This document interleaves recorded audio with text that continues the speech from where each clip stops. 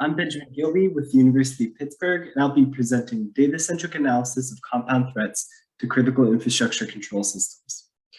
This is a joint work between the University of Pittsburgh, Johns Hopkins University, the U.S. Army Corps of Engineers, the University of Cyprus, Colorado State University, and George Mason University. Critical infrastructure forms the backbone of society. Moreover, many sectors heavily depend on energy infrastructure in particular, which makes understanding power grid threats and making the power grid resilient an important area of research. One line of research in this area is studying the effects of natural disasters on critical infrastructure. And prior research focuses on things such as analysis of risk, analysis of impact of a natural disaster, as well as studying the restoration process after a natural disaster. There's also research focused on cyber attacks in critical infrastructure. And prior research that is particularly relevant to our work is work on intrusion-tolerant SCADA, which essentially looks at making critical infrastructure control systems resilient to cyber attacks. However, compound threats, where cyber attackers target the system weakened by natural disasters to compound the damage, are not well understood today. So our research aimed to explore the effects of compound threats on SCADA control systems in particular. So we introduced a compound threat model. We created a framework to analyze SCADA systems under this compound threat model. And using Oahu Y as a case study, we simulate a compound threat on the power grid on Oahu. And we'll share some of the results with you today. So let's talk about our compound threat model. We model compound threats as a natural disaster combined with a cyber attack of varying strength. So the natural disaster in this case is a hurricane surge flood that may render one or more control sites non-operational. And our cyber attacker capabilities are twofold. We have server intrusion, a cyber attacker with the power to compromise a control server, and site isolation, where the cyber attacker has the power to perform a network attack that isolates an entire control site. So off of this model, we are considering the following threat scenarios. So first, we want to see what happens when the system is simply hit with a hurricane. And then we want to look at the following three compound threat scenarios. What happens when the system is hit with a hurricane and a follow-up server intrusion, a hurricane combined with a site isolation attack, and a hurricane combined with a cyber attacker that both compromises a control server and isolates a control site. So our work focuses on compound threats in the context of SCADA control systems. And here are the 5 SCADA configurations that we considered for this work. So first, we have a couple commonly deployed industry architectures, the single control center architecture 2 and the 2-2 primary backup architecture, which in addition to a primary control center offers a backup control site that we can fail over to in case the primary control center is down for some reason. Then we have more recent research architectures. First, the intrusion-tolerant extensions of the industry architectures, 6 and 6-6, which offer similar capabilities to their industry corresponding industry architecture, but this time with the ability to handle a server intrusion. And finally, this multi-site intrusion-tolerant architecture, 6+6+6, which not only offers the ability to deal with an intrusion, but also spreads replicas across 3 different geographical sites to offer resilience to network attacks. So let's look at these architectures with a little more detail. So first, we have configuration 2, a commonly deployed architecture in industry. As you can see, you have the single control center setup. Inside the control center, you have a human-machine interface, this HMI, which allows the system operator to communicate with the control system. Then you have the SCADA master primary control server, which communicates and sends commands to the actual physical critical infrastructure components through this wide area network. And finally, you have the SCADA master hot standby. In case your SCADA primary fails, your hot standby can take over and your system will continue to function. However, we can see quite quickly that configuration 2 is not sufficiently resilient given our threat model. First of all, it cannot handle intrusions.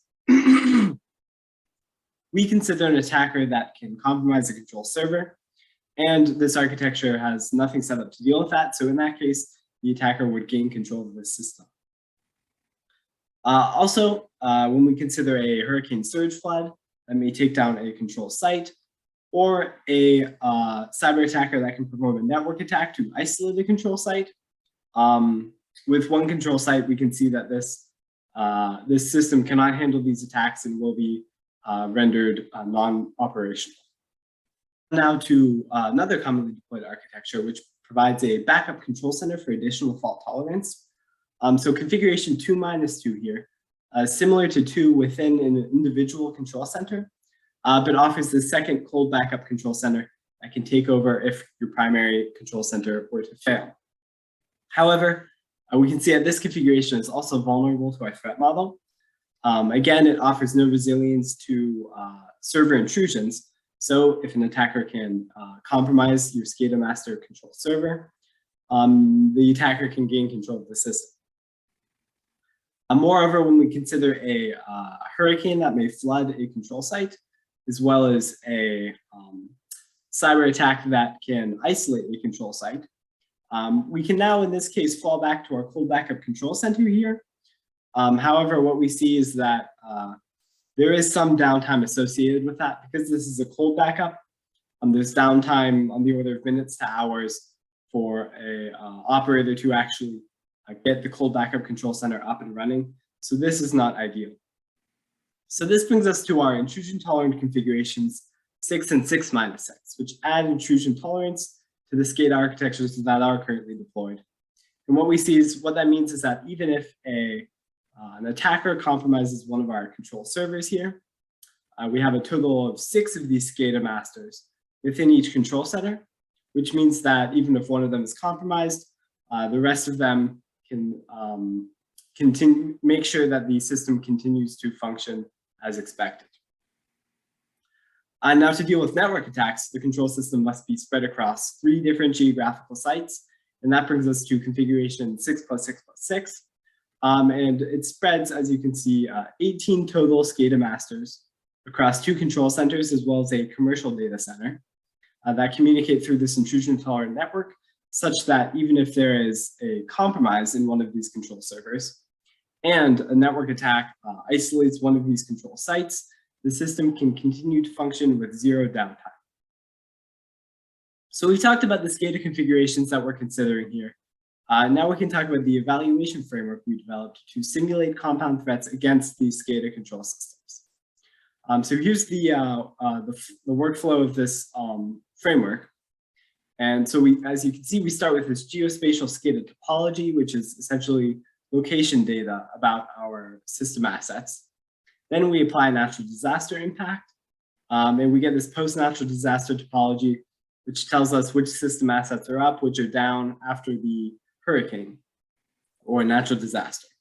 And then we apply our worst case cyber attack modeling and get the system state after this whole compound threat has been applied.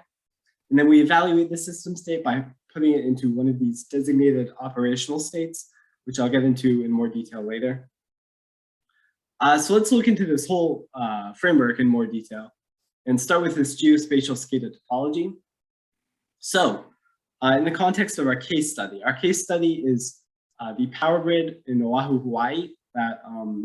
That's the system that we applied this framework to.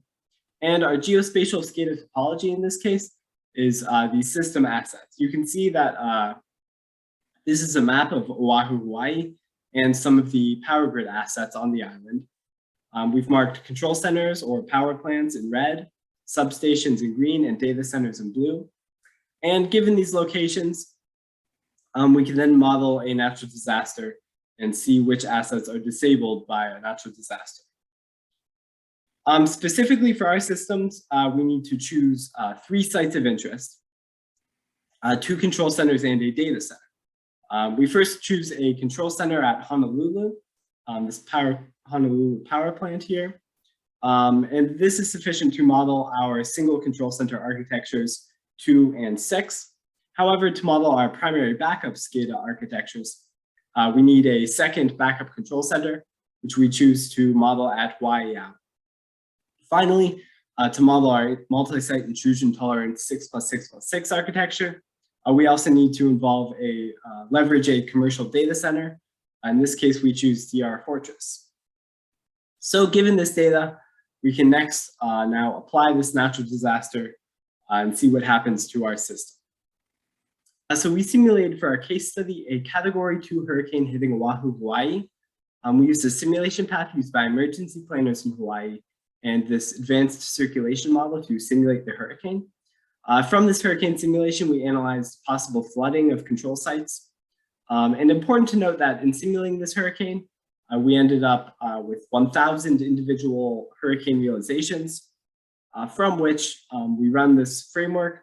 And when we evaluate this final system operational state, we'll actually have 1,000 possible final operational states from which we derive probabilities of being in any single operational state.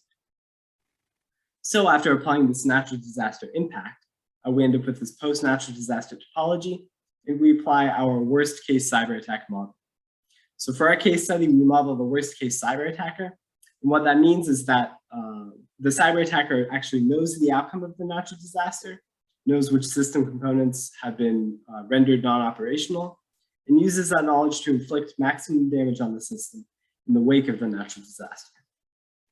So finally, we get our system state after this entire compound threat, and we evaluate it by putting it into an operational state. And we look at 4 such operational states. So we designate a green operational state to mean that the system is fully functional. Orange operational state occurs in the primary backup SCADA architectures. What it means is that the primary control center is down, and the system will be down until we can activate this full backup, which can take again on the order of minutes to hours. Then next we have this red operational state, which means that the system is down until some currently non-functional system components are fixed. And finally, our worst operational state, gray, means the system has actually been compromised by an attacker. So again, we applied this framework to our case study in Oahu, Hawaii, and here's some of the initial results that we got. So first, we look at just considering the hurricane hitting our system. On our graph here, you can see we have systems 2, 2 minus 2, 6, 6 minus 6, and 6 plus 6 plus 6. And considering only the hurricane, what we find is that the system architectures designed to withstand cyber attacks offer no benefit in the presence of just this hurricane. As you can see, for every single architecture, 90.5% of the time, we end up in this green state, which means our system is functional. And 9.5% of the time, our system is down, no matter what our architecture is here. So we found that this was actually interesting, an interesting result of our hurricane simulation. And what you can see is that what actually happened is that the hurricane either did not take down any of our system assets in this 90.5% of the time where we're green, or it takes down both of our control centers at Honolulu, Waiau, in the 9.5% of the time that we're red, and none of these systems can withstand both of the control centers failing. So that was our first interesting find. Next, let's look at on the left here, again, we just have the hurricane scenario. On the right, we have what happens when we apply a hurricane followed by an attacker that can compromise the control server. And we see, as expected, that a server intrusion highlights the vulnerability of currently deployed systems. These systems 2 and 2 minus 2 are not built to handle intrusions, and as such, are unable to handle them. And you can see that demonstrated by this 90.5% of the time where we have gray state, which means the attacker has actually gained control of the system. Interestingly enough, we still have this 9.5% of the time where we're in red state. And that actually occurs because the hurricane, which is not in the control of the attacker, actually took out our system before the cyber attack. So there's no functional system for the cyber attacker to actually take control of. However, our intrusion tolerant architectures, as expected, are unaffected by this server intrusion.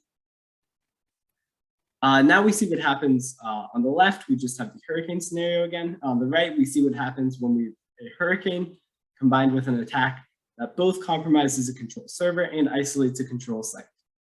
Considering these site isolations actually highlights the advantages of multi-site architectures. Again, 2 and 2 minus 2 aren't able to handle the server intrusion. But if we now look at the intrusion tolerant architectures, you can see that adding sites actually provides additional resilience in the presence of this site isolation. With architecture 6, we're down 100% of the time because the attacker can take out our only control center. In 6 minus 6, this 90.5% of the time where the hurricane does not take us out, the attacker can take down our primary control center, but we're in this orange state, which means we can fail over to our backup control center. 6 plus 6 plus 6 is unaffected by the site isolation, and therefore stays green as long as the hurricane has not already taken down our system. So this interesting phenomenon where the hurricane actually takes down both of our control centers at once, we wanted to think about more. So what we learned is that we need to be thoughtful of natural disasters when choosing our backup control center. The way these systems are designed is when you have a backup control center, you assume that the failure profile is different than your primary, such that if your primary goes down, your backup is still up and can provide additional fault tolerance. However, what we saw is that in the presence of this hurricane, Waiyao and Honolulu, our 2 control centers, actually ended up having identical failure profiles in that if one of them was down, then the other was down as well. So we actually didn't gain any of that additional fault tolerance that we hoped for by adding a backup control center. And so our thought was then to look at other sites. And we actually saw that this Kahe power plant on the West Coast ended up never failing due to the hurricane, and therefore, as such, offers an entirely different failure profile than Honolulu. So we wanted to do the analysis again that we did before, except this time with Kahe being our model for our second control center. And you can see on the left here, we have our old analysis with Waiyao as our backup control center. On the right here, we have the hurricane scenario with Kahe modeling our backup control center. And now we can see that considering these compound threats when choosing a backup control center leads to considerable improvement. On the right here, we see now exactly what we sort of hoped for in that, paying for these backup control centers or this 3-site multi-site intrusion tolerant architecture actually does offer us additional fault tolerance. Even if the hurricane takes down our primary control center in our primary backup architectures, we can fail over that 9.5% of the time to our backup control center and continue the function. Now, if we add an intrusion into the mix, on the left, again, we have our results with Waiyao as our second control center. And on the right, we have the results when we choose Kahe to be our second control center. And again, we see these industry architectures cannot handle intrusions. But if you look at our intrusion tolerant architectures, you see that if you add a backup control center in 6 minus 6, instead of single control center 6, in that 9.5% of the time where the hurricane takes down a primary, we can fail back over again. And 6 plus 6 plus 6 architecture is actually able to fully withstand this threat level. So our analysis demonstrates the importance of resilience to cyber attacks and site location in the presence of a compound threat. Again, here you can see on the left, we have our Waiyao scenario with just a hurricane. On the right, we have our Waiyao scenario with hurricane plus server intrusion plus site isolation. And you can see because the hurricane only takes us down 9.5% of the time, that other 90.5% of the time, resilience to cyber attacks is of utmost importance. And again, on the left, we have our hurricane with Waiyao. On our right, we have the hurricane where we model the backup control center as Kahe. This demonstrates how site location in the presence of this hurricane can offer great improvement if you're thoughtful about where you choose your backup control center. So our research aimed to start exploring these emerging compound threats in the context of SCADA control systems. So we introduced a compound threat model, created a framework to analyze SCADA systems under this compound threat model, and using Oahu, Hawaii as a case study, simulated a compound threat on the power grid in Oahu. From the results, we found out the importance of both resilience to cyber attacks and the importance of choosing site location in the presence of these compound threats. Thank you.